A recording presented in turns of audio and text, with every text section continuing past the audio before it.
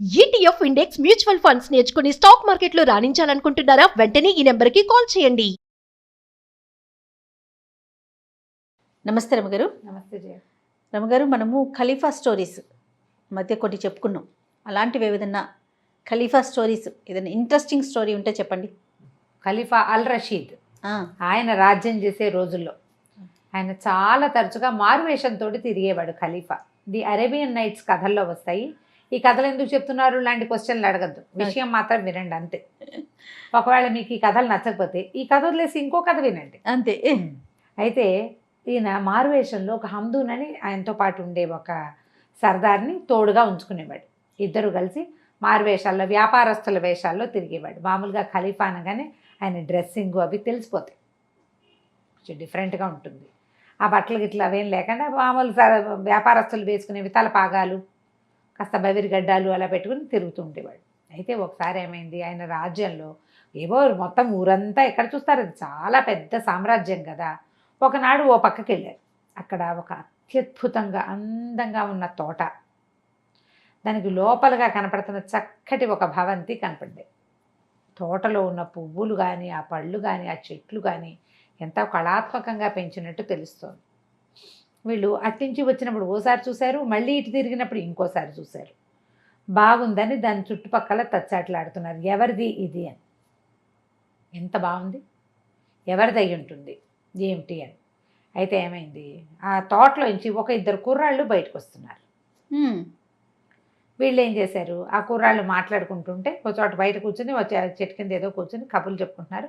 వీళ్ళు పోయి వాళ్ళ వెనకాలే నిలబడ్డారు. వాళ్ళిద్దరూ మాట్లాడుకుంటున్నారు. ఇవాళ తన సహపంక్తిని భోజనం లేదని మన దొరగారు చాలా బాధపడుతున్నారు అన్నారు. ఆయన అన్నం తిండో ఏమిటో పాపం, ఏం అలవాటో అది, అతిథులు లేకుండా అన్నం తినరు. మనకి ఆశ్చర్యంగా అనిపించినా కూడా ఒక విషయం చెప్పాలి ఇక్కడ. అతిథి అభ్యాగతుల కోసం బ్రాహ్మలు వెయిట్ చేస్తారని మనం చాలా కథల్లో చూస్తాం. అవునండి. ఆ సమయానికి వచ్చిన వాళ్ళు ఎవరో ఒకళ్ళకి అన్నం పెట్టి కానీ తినకూడదనే నియమం. అలాంటివి మనకి గురుచరిత్ర కథల్లో, శ్రీపాద శ్రీవల్లభ చరితామృతంలో, తర్వాత మహాభారతంలో అతిథి ఆ సమయానికి ఎవరైనా వస్తే వాడికి అన్నం పెట్టి తీరాలి అని. అదే విషయం ఇలా ఈ ముస్లిమ్స్ కథల్లో కూడా కనపడుతుంది చేయాలి. చూడండి, అతిథికి అన్నం పెట్టాలి. అతిథి సహపంక్తిని అతిథి లేకపోతే అన్నం తినరు. దారేపోయే వాళ్ళు ఎవరినైనా రండి భోజనం చేతురు కానీ పిలుస్తారట వాళ్ళు. చాలా కోఇన్సిడెన్స్ కదా ఇది కనపడుతుంది. అయితే ఈ కుర్రాళ్ళు ఇద్దరు మాట్లాడుకుంటున్నారు కదా, తోట చూడ్డానికైనా ఎవరైనా వస్తే బాగుండ్రా, దొరగారు అన్నానికి మాడిపోతున్నాడు, ఆ మధ్య ఎప్పుడో కూడా ఇలాగే అయ్యింది అని మాట్లాడుకున్నారు. మాట్లాడుకునేసరికి వీళ్ళు ఏం చేశారు, సరే భోజనానికి వాళ్ళే రమ్మంటున్నారు, ఆ తోటను లోపల నుంచి చూడొచ్చు, తర్వాత ఆ ఇల్లు ఎవరిదో తెలుసుకోవచ్చు. మన సామ్రాజ్యంలో ఒకడెవడో ఇట్లాంటి ఉత్తమ పురుషుడు, ఇంత పెద్ద తోట, ఇల్లు బాకిలి ఘనంగా ఉన్నవాడు, మరి తెలియాలి కదా ఖచ్చితంగా. సరే ఏం చేశారు, ఆ లోపలికి ఆ కుర్రాళ్ళ దగ్గరికి వెళ్ళారు. బాబు వ్యాపారస్తులం, ఈ బిల్డింగ్ ఎవరిది ఏమిటి అని అడిగారు. ఈ ఇల్లు అబూ అల్ హసన్ అని ఒక వ్యాపారస్తుడిదండి, ఆయన సహపంక్తి ఎవరిని లేదు ఏంది భోజనం చేయరు, మీరు ఏ పని మీద వచ్చారు అంటే మేము వ్యాపారస్తులం బాబు, ఆయన కలవడానికి వచ్చామన్నారు. రండి రండి అని కుర్రాళ్ళు ఇద్దరు పరిగెత్తారు, దొరగారు అన్నం తింటాడు అని. సరే ఏమైంది, అది చాలా పెద్ద ఇల్లు, ఎంత బాగుందో, ఎన్ని ఏర్పాట్లు ఉన్నాయో చక్కగా, ఇల్లు చల్లగా ఉంది, విశాలమైన మందిరం. లోపలికి వెళ్ళారు ఇద్దరు. రండి రండి అన్నాడు, కాళ్ళు గడిగిచ్చారు. అక్కడి నుంచి వీళ్ళకి పై తలగుడ్డలు నెత్తి మీద పాటు పెట్టుకునే పాగాలు తీసుకున్నారు. దానికో పనివాడు దీనికో పనివాడు, చక్కగా పన్నీరు జల్లిన విసనగర్రలతో విసిరారు. ఎంతో బాగుంది. అక్కడి నుంచి కుశలం కనుక్కున్నారు, ఏ ఊరండి ఏం వ్యాపారం అండి అన్నారు. అన్న తర్వాత లోపల గదిలోకి తీసుకెళ్ళారు. భోజనానికి ముందు తాగడానికి ఏదో షర్బత్ ఇచ్చారు. చక్కగా భోజనం వడ్డింపు ఎంత బాగుందో వాళ్ళ ఆతిథ్యం.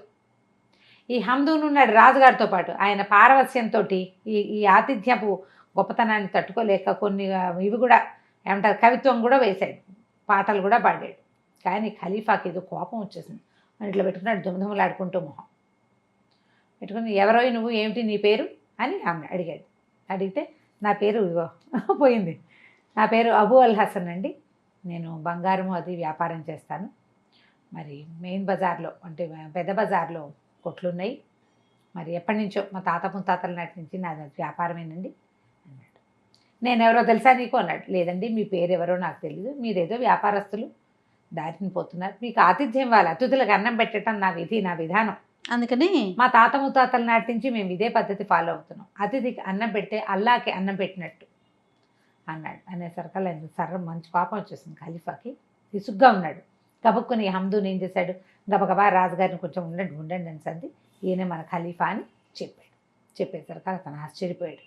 మిమ్మల్ని ఇలా దర్శనం చేసుకోవటం నా అదృష్టం, ఇదివరకు ఎప్పుడు చూడలేకపోయాను, మీరు ఇలా మా ఇంటికి వేయించేయటం నా పరమాదృష్టాల్లో ఒకటి, మీ వల్లే నా జీవితం ఇంత పరమాద్భుతంగా ఉంది ఇవాళ అన్నాడు. అని మీరేదో విసుగ్గా అసహనంగా ఉన్నారు, మీ కోపానికి కారణం ఏమిటి అంటే, ఈ గదిలో సామాన్లలో చాలా సామాన్లు మా తాతగారివి, ఆయన పేరుంది, ఆయన పేరున్న సామాన్లు నీ దగ్గరికి ఎలా వచ్చాయో చెప్పు అంటే, రాజకోటలో ఉండవలసిన సామాన్లు వీళ్ళ తాతగారైన అలీ అల్లా అనే పేరున్న ఇదే ఖలీఫా అలీ అల్లా అనే పేరున్న సామాన్లు మీ ఇంట్లో ఎలా వచ్చినాయి, అక్కడ కనపడుతున్న పెట్టెలు, సోఫాలు, ఇవన్నీ కూడా మావి, దివాణము అన్నీ కూడా రాజుగారి. ఆ తరపు ఏ తరంలో ఈ వస్తువులు తయారు చేయబడ్డాయో ఆ తరపు ఖలీఫా ఎవరో వారి పేరు చేర్చబడి ఉన్నాయి. ఈయన గుర్తుపట్టేశాడు వాటిని.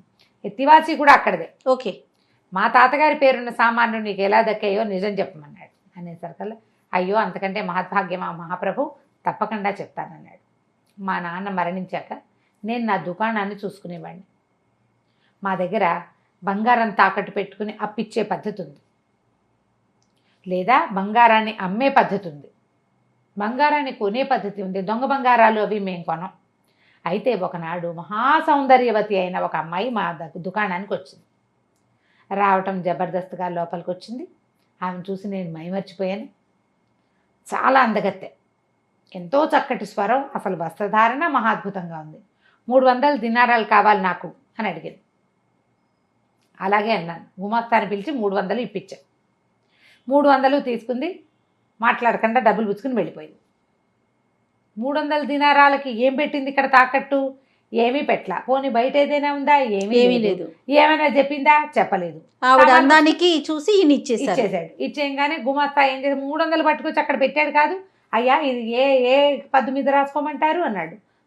అప్సరసల పేరుతో పద్దులే ఉంటాయి అన్నాడు ఈయన. అనేసరికల్లా అదేమిటండి అని ఏం చేశాడు, గుమాస్తా పరిగెత్తుకుంటూ వెళ్ళేసరికల్లా ఆ వెళ్ళిన అమ్మ ఆయన్ని, నీ పేరేమిటి, నువ్వెవరిని, మొహం పగలగొట్టేసింది. మొహం పగలగొట్టేసుకుని గుమాస్తా వెనక్కి వచ్చాడు. మీ అయ్యగారితో చెప్పి నేను మొహం పగలగొట్టానని నేను కూడా చెప్పింది.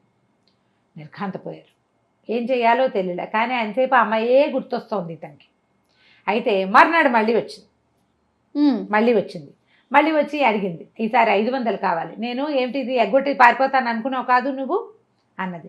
అలా ఏం అనుకోలేదన్నాడు. ఏం కావాలన్నాడు. నాకు 500 దినారాలు కావాలి.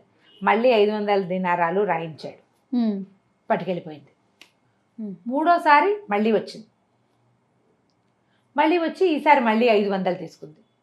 డబ్బులేమో వెళ్ళిపోతున్నాయి. ఈయనేమో అడగలేకపోతున్నాడు. మూడోసారి, నాలుగోసారి వచ్చేసరికల్లా ఈసారి మొహం పగలగొట్టిచ్చేసుకుందాం, ఏమైనా సరే అడుగుదామనుకుని అమ్మాయి వెనకాల బయలుదేరాడు. కానీ దగ్గరికి వెళ్ళి అడిగేశాక మళ్ళీ రాదేమో, కనపడదేమో అని అనిపించడం మొదలుపెట్టింది. అయితే ఈ అమ్మాయి ఏం చేసింది, ఖలీఫా మందిరంలో వైపుకు వెళ్ళిపోయింది. అంటే ఖలీఫాకి సంబంధించిన అమ్మాయి. అర్థమైంది. ఇప్పుడు ఏం చేయాలి, ఇంటికి వెళ్ళి వాళ్ళ అమ్మకి చెప్పాడు. అంటే ఇతను నేను ఇలా చెప్పాను అని చెప్తున్నాడు, కానీ నేరేషన్ కొంచెం నా లైన్లోకి తీసుకొచ్చాను అనమాట. సరే అమ్మకి చెప్పేసరికల్లా అమ్మాయి ఉంది, ఒరి నాయన ప్రాణాల మీద ఆశ వదిలేసుకోవాలి. ఖలీఫా మందిరం అంటే ఆయనకి పనిచేసే ఆడవాళ్ళు, వాళ్ళ మీద మనసులు వివాహాలు మనకు కుదరవు, వాళ్ళతో ఏం చేయలేం మనం. కాబట్టి ఇది మనసు వదిలేసేయి దీన్ని అని చెప్పింది మా అమ్మ. చెప్పింది కానీ నాకు ఇది కాలేదంటున్నాడు. వాళ్ళ అమ్మ చెప్పినా ఇతనికి మనసు ఇది కాల. ఎంతసేపు అమ్మాయే గుర్తొస్తుంది. అందాక వెళ్ళిన వాడిని ముందే పిలిస్తే బాగుండేది కదా అనిపించింది. కానీ ఏం చేయాలో తెలియలే. అయితే తర్వాత 2-3 రోజులకి మా నాన్నగారి స్నేహితుడు ఒకడు నాకు మంచి సలహాలు చెప్తాడు. తర్వాత పచారీ సరుకులు షాపులు ఉన్నాయి మాకు. ఈ బంగారపు కొట్లు, అమ్మకాలు, అప్పులు గటాలు కాకుండా పచారీ కొట్లు కూడా ఉన్నాయి మాకు. ఆ పచారీ కొట్లను చూసే ఒక ముసలాయన మా నాన్న ఫ్రెండ్, ఇతని నాన్న ఫ్రెండ్ చూడ్డానికి వచ్చాడు. వచ్చి పిల్లాన్ని చూసి ఆశ్చర్యపడి, ఏమిట్రా నాయన ఇలా అయ్యా, ఏమైనా ప్రేమలో పడ్డావా, మొహం పీక్కుపోయింది అన్నాడు. అనేసరికల్లా వీడు బిక్కమొహం వేసుకుని ఇతను చెప్పాడు ఇట్లా అయ్యింది, ఆ అమ్మాయి మీద మనసు పారేసుకున్నాను. ఆ అమ్మాయి ఏమో ఖలీఫా మందిరంలోకి వెళ్ళింది. వేరే వాళ్ళు వెళ్ళరు కదా, మామూలు రోడ్డు మీద పోయే వాళ్ళు రాజుగారి ఇంట్లోకి ఎందుకు వెళ్తారు? అక్కడ ఉండే అమ్మాయి కాబట్టి వెళ్తుంది. అది సంబంధించిన అమ్మాయో అక్కడ ఆయనకి సేవించడానికి ఏర్పడిన వాళ్ళు ఏమిటో తెలీదు. అయ్యేసరికి ఆయన ఏమన్నాడంటే, ఒరే ఒక మాట విను, నాకు ఖలీఫాకి దుస్తులు కుట్టేటువంటి దర్జీ ఒకడు పరిచయం ఉన్నాడు, నాకు తెలుసు, నువ్వు వాడి దగ్గరికి వెళ్ళు, అక్కడ ఈ విషయం చెప్దు కానీ, అక్కడ కనుక్కుందు కానీ అని చెప్పాడు. ఈయన ఏం చేశాడు, ఓ చొక్కా జేబు ఇట్లా చింపుకుని తీసుకెళ్ళాడు. తీసుకెళ్ళి ఆ దర్జీ దగ్గరికి వెళ్ళాడు. ఈ జేబు కుట్టండి అన్నాడు. ఆ జేబు కాస్త జేబు కుట్టడానికి ఎన్ని ఇవ్వాలి డబ్బులు? పావలా ఇచ్చినా సరిపోతుంది కదా. ఈయన ఏం చేశాడు, 10 బంగారు దీనారాలు తీసి చేతిలో పెట్టాడు. దీనారాలు ఆయన దీనారాలు తీసుకున్న దర్జీ అంటే, బాబు ఏమన్నా ప్రేమలో పడ్డావా నాయనా అని అడిగాడు. ఒళ్ళిపోయి తెలియట్లేదు. అయ్యేసరికి ఇతను కొంచెం తట్టుబడి ఈయన ఏం చెప్పాడంటే, అవునండి ఒక అమ్మాయి ఇట్లా మా ఆస్థానానికి వచ్చేది, మా షాప్కి వచ్చింది, మరి 3 సార్లు డబ్బులు పట్టుకెళ్ళింది, మరి డబ్బులు పట్టుకెళ్ళింది కానీ డబ్బుల గురించి నాకు లెక్కే లేదు అసలు. ఆ మనిషి ఎవరో తెలుసుకోవాలనుకున్నాను, ఇట్లా ఇట్లా ఉంది, ఇంత పొడుగుంది, ఇంత తెల్లగా ఉంది, చక్కగా మాట్లాడుతుంది, కళ్ళు తిప్పుతుంది చెప్పాడు. చెప్పేసరికి ఆయన అన్నాడు, ఆ అమ్మాయి మోతి అయి ఉంటుంది, ఆమె బట్టలు కూడా నేనే కుడతాను.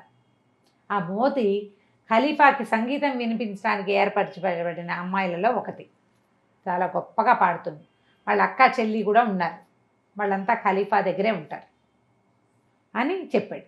ఈ లోపల ఏమైంది, ఓ కుర్రాడు ఎగురుకుంటూ వచ్చాడు. అక్కడికి వచ్చి కనపడ్డాడు. కనపడేసరికి ఈ దర్జీ అని చెప్పాడు, బాబు ఈ కుర్రాడు కనపడుతున్నాడే, వీడు మోతీ దగ్గర పనిచేసే కుర్రాడు, మరి వీడిని గనక పట్టుకున్నావా నీ పని అవుతుంది, ఆ అమ్మాయిని కలుసుకోగలుగుతామన్నాడు. అక్కడి నుంచి ఈ పిల్లాడు వీడు వెళ్ళి ఈ మన వ్యాపారస్తుడు ఎవరు మనసు పారేసుకున్న పెద్ద మనిషి ఈయన వెళ్ళి అబూ అల్ హసన్, అతను వెళ్ళి ఆ కుర్రాడిని పట్టుకున్నాడు.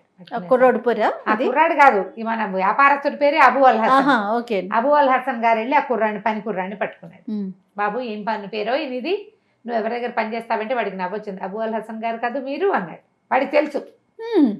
నేను నీకు తెలుసా అన్నాడు. అయ్యో ఎందుకు తెలియదండి, రోజంతా మీ గురించే వింటున్నాం, మా మందిరం అంతా మీ మాటలతోటి ప్రతిధ్వనిస్తోంది, మా అమ్మగారికి మీరంటే ఎంత ఇష్టమో, మీకు కూడా ఆవిడంటే అంత ఇష్టమైతే ఆవిడకి దగ్గరికి వెళ్ళే మార్గం చెప్తా అన్నాడు. ఊరిని ఒప్పుకున్నాడు. ఒప్పుకుంటే ఈ కుర్రాడు ఏం చేశాడు, అక్కడ ఉన్న ఖలీఫా అంగీలు బట్టలు కుడుతున్నారు కదా, అందులోంచి ఒక నీలం రంగు అంగీ తీసాడు. ఈ రంగు అంగీ వేసుకుని ఇట్లా పైనుంచి తోడుకునేది వేసుకుని ఖలీఫా ఆయన దాలకు ఆ ఆడవాళ్ళ జనానాలోకి వెళ్తాడు. వరుసగా గదులు ఉంటాయి అటు ఇటు కూడా. ఆయన ఏం చేస్తాడంటే ఆ మన దాన్ని అంటారు కస్తూరి ఉండలు, ఒక్కొక్క వాకిట్లోనూ ఒక్కొక్క కస్తూరి ఉండ ఉంచుతాడు. ఆయనకి ఏ స్త్రీ నచ్చితే ఆయనకి సంగీతం వినాలనిపిస్తే ఒకళ్ళ దగ్గరికి, డ్యాన్స్ వినాలనిపిస్తే ఒకళ్ళ దగ్గరికి, కవిత్వం వినాలనిపిస్తే ఒకళ్ళ దగ్గరికి, తన భార్యల దగ్గరికి, అలా ఏ రోజు ఎవరి దగ్గరికి వెళ్ళబుద్ధి అయితే అలా వెళ్ళబుద్ధి. ఆయన కులాసాగా ఉన్నాడంట అని గుర్తు ఏంటంటే ఈ నీలం రంగు అంగి వేసుకోవటం, దాని నిండా జలతారు పని అది చేస్తుంటుంది, ముఖమల్ల అంగి. ఎవరి దాని దగ్గరికి వెళ్ళడో వాళ్ళకు ఒక కస్తూరి ఉండ పెడతాడు. ఇవాళ దీంతో కాలక్షేపం చేయండి నేను రానని చెప్పటం. కస్తూరి ఉండ పెట్టాడంటే వాళ్ళ దగ్గరికి రాడనమాట. మీరేం చేస్తారంటే కస్తూరి ఉండలు కొనుక్కోండో డబ్బా, రాత్రి 9 గంటలకి మందిరంలోకి ప్రవేశించండి. ఈ బట్టలు చూస్తే మిమ్మల్ని ఎవరు అడగరు, చీకటి కదా, గుర్తు తెలియడం కోసం ముఖమల జరి పని చేసిన ముఖమల వస్త్రం వేసుకుంటాడు ఆయన, అది మెరుస్తుంది లేత నీలం రంగుది. ఆ వస్త్రం ఆ డిజైన్ బట్టి ఖలీఫా ఏనని గుర్తుపడతారు. కొంచెం కొంచెం వెలుతురుగా ఉంటుంది, మీరు కూడా ఇంచుమించు ఖలీఫా సైజులోనే ఉన్నారు. కస్తూరి ఉండలు పెట్టుకుంటూ రండి. అక్కడ నీలిరంగు చలవరాతి తలుపు మోతీది, ఆ తలుపు కొడితే మోతీ ఉంటుంది, లోపలికి వెళ్ళిపోండి అని చెప్పి మన హీరో బయలుదేరాడు. అబూ అల్ హసన్ గారు ఏం చేశాడు, కస్తూరి డబ్బా పెట్టుకున్నాడు, బట్టలు వేసుకున్నాడు, చల్లగా అక్కడ దాకా వెళ్ళాక చొక్కా వేసుకున్నాడు అనమాట. ఖలీఫాయే వస్తున్నాడని. ఖలీఫా ఒక్కొక్కసారి జనాన అందరితోటి కలిసి వస్తాడు, ఒక్కోసారి ఒంటరిగా వస్తాడు. ఆ బట్టలు చూసేసరికల్లా ఈ రాత్రి 9 అయ్యేసరికి కునికి పట్టుపడుతున్న సైనికులు ఎవరు ఈయన్ని పట్టించుకోవాలా. ఒక్కో గది దగ్గర అది పెట్టుకుంటూ వెళ్ళాడు. ఇంతలో ఏమైంది, సడన్గా వెనకాల దివిటీలు కనపడుతున్నాయి, సందడి వినపడుతోంది. ఖలీఫా వస్తున్నాడని అర్థమైపోయింది నాకు. ఇతనికి అర్థమైంది. ఇప్పుడు ఏం చేయాలి, పరిగెత్తాను నేను, ఎటు వెళ్ళాలో తెలీదు. ఆ అమ్మాయి గది గుర్తుపట్టలేకపోయాను, భయం వేసింది. ఈ పరుద్దు కనపడితే శిరచ్ఛేదమే, జనానాలో మగవాళ్ళు కనపడితే ఏమి వాడు ఎవడు ఏమిటి అడగను కూడా అడగరు, పేకొత్తరిచ్చేస్తారు. పరిగెత్తుకుంటూ వెళ్ళి ఓ తలుపు కొంచెం తెరుచున్నట్టుంటే ఎదురు దాంట్లో పడిపోయాడు అందులో. ఈ పడిపోయిన తర్వాత ఏమైంది, ఆ లోపల ఒక ఆవిడ ఉంది, ఆవిడ మేలు మూసుకేసుకుని ఉంది. అందరూ రాత్రి ఆ సమయానికి ఖలీఫా కోసం వెయిట్ చేస్తారు. సరే అంతలో ఆవిడ ఏం చేసింది, ఆ చూసి దీపం కొంచెం పెద్ద చేసి, ఓ మీరా అబూ అల్ హసన్ గారా అనేసరికి ఆ అమ్మాయి ఈ అమ్మాయి కాదు, దీనెవరికో నేనెలా తెలుసు, ఉలికి పడ్డాడు. ఆవిడ ఏమందంటే, మోతి మా చెల్లెలు, నయం వేరే గదిలోకి వెళ్ళకుండా ఈ గదిలోకి వచ్చారు, మీరు వస్తారని రుస్తుం పనికుర్రాడు చెప్పాడు, ఉండండి ఇక్కడేనా. ఈ లోపల ఏమైంది, మోతి వచ్చేసింది వెనకాల పరిగెత్తుకుంటూ. తన కోసం ఇంత రిస్క్ చేశాడు ఇతను. వచ్చి రాగానే ఇతన్ని కావలించుకుంది. ఖలీఫా వస్తున్నాడు. ఇప్పుడు ఎట్లా? ఆయన వీళ్ళ గదిలో కూడా రావచ్చు. మోతీ గది కాదు ఇది, మోతీ వాళ్ళ అక్క గది. హకీమ్ అని ఏం చేశారు, ఒక పెద్ద పెట్టెలో ఈ కుర్రాన్ని ఎక్కిచ్చేశారు. ఈ వ్యాపారస్తుడు అబూ అల్ హసన్ ఎక్కిచ్చేసి తలిపేసేసారు. పెద్ద పెట్టెలు, చెక్క పెట్టెలు అనమాట. ఇంతలో ఏమైంది, ఖలీఫా గారు ఈయన వాకిట్లో ఆగాడు, వీళ్ళ వాకిట్లో ఆగి తలుపు కొట్టాడు. తలుపు తోసేశారు. అది పూర్తిగా మూసి ఉండదు, రాజుగారి కోసం తెరిచే ఉంటుంది. ఆ కొద్దిగా తెరిచున్న తలుపు అందుకే ఉందన్నమాట. లోపలికి వచ్చి, అబ్బో అక్కా చెల్లి ఇద్దరు ఇక్కడే ఉన్నారే, ఏదో ఒక మంచి పాట పాడు మోతి అని అడిగాడు. పాటలు పాడతారు వాళ్ళు. రాజుగారి జనానా అంటే ఆయనతో గడిపే వాళ్ళే కాదు, రకరకాల వాళ్ళు ఉంటారు. అక్కడి నుంచి మోతి తన కోసం వీడు ఇంత దూరం పరిగెత్తుకొచ్చాడు, ఇంత కష్టపడ్డాడు, మరి ప్రాణాలకు తెగించే కదా, చాలా పారవస్యంతో మహాద్భుతంగా పాట పాడింది. దాంతో ఖలీఫా, ఎంత బాగా పాడేవు మోతి, నీకేం కావాలో చెప్పు, నువ్వు ఏది అడిగినా ఇస్తానని అన్నారు.